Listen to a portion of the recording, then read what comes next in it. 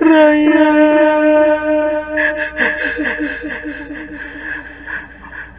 Baka yang akan dipesan tadi sudah siap ke Raya. Raya. Para pendengar cerita seram The Haunting Cruise dan PN.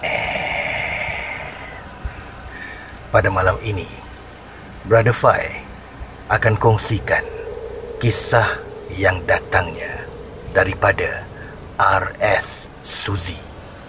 Kisah yang bertajuk Gelang Kaki Aka Devi. Nama aku Ryan. Aku tinggal di flat perumahan rakyat kawasan Seremban hampir 7 tahun. Aku duduk bersama mak dan 2 orang adik perempuan yang masih bersekolah. Bapa aku sudah meninggal dunia 3 tahun lalu akibat kemalangan di tempat tugas.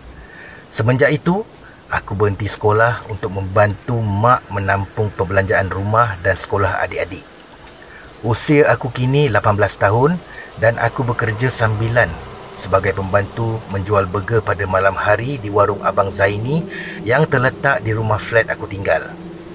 Pada siang hari pula, aku menolong mak berniaga di simpang tepi selekung masuk kawasan flat.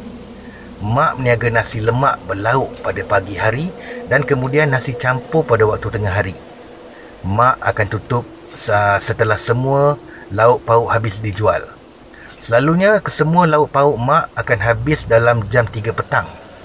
Tugas aku adalah menjaga kedai apabila mak balik ke rumah dan memasak lauk untuk niaga tengah hari. Penduduk kawasan perumahan di situ memang sudah kenal aku sekeluarga. Tidak kira apa bangsa atau agama akan datang membeli nasi di warung mak. Termasuklah Aka Devi, salah seorang jiran sederit unit aku. Aka Devi, seorang pekerja kilang, beliau akan beli nasi lemak berlauk pada pagi hari sebelum masuk shift pagi, dan beliau juga akan membeli nasi campur mak di tengah hari apabila beliau ingin masuk shift petang. Aka Devi juga akan membeli burger di warung Abang Zaini selepas pulang kerja lewat tengah malam. Kami akan tahu apabila Aka Devi menghampiri kami ataupun apabila beliau sudah pulang dari kerja. Bunyi loceng dari gelang kaki dipakainya akan kedengaran jika beliau lalu depan rumah menuju ke unitnya selang 2 pintu dari unit rumah aku. Tetapi sekarang tiada lagi Aka Devi pelanggan tetap di warung mak dan Abang Zaini. Beberapa hari yang lalu, penduduk flat digemparkan berita menyayat hati.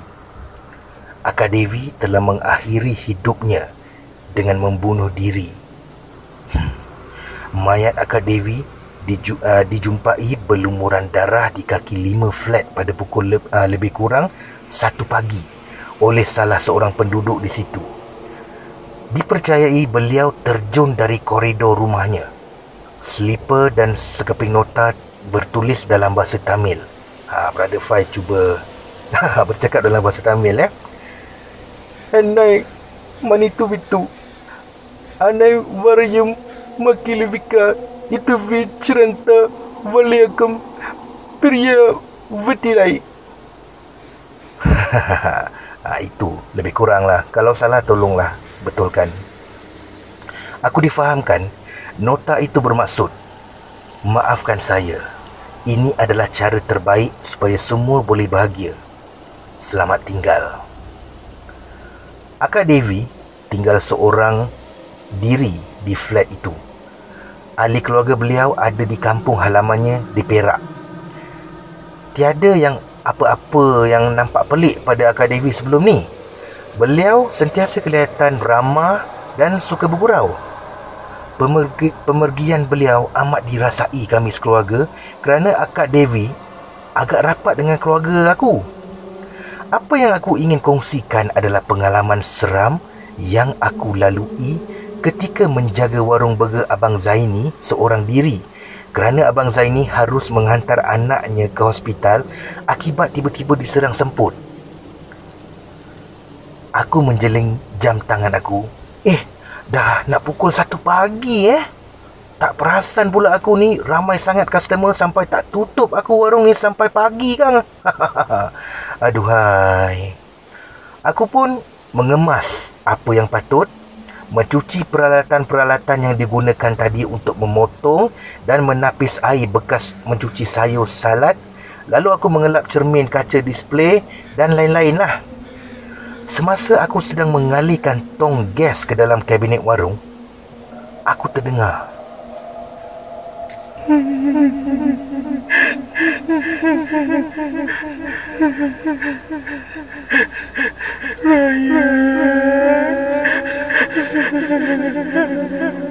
Raya.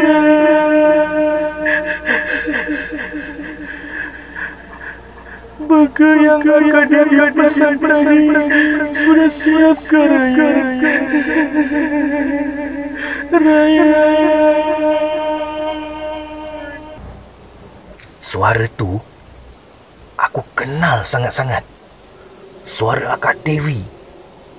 Tidak mungkin, sebab Akak Devi kan dah tak ada.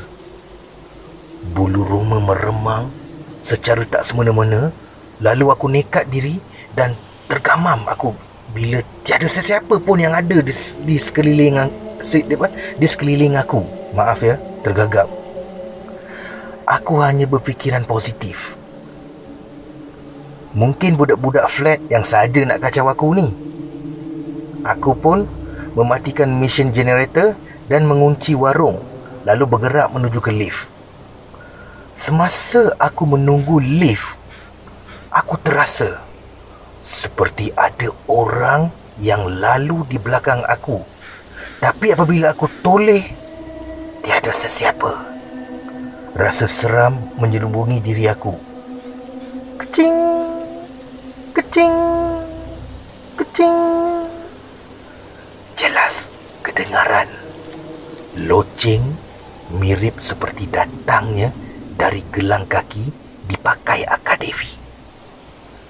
Pintu lift terbuka.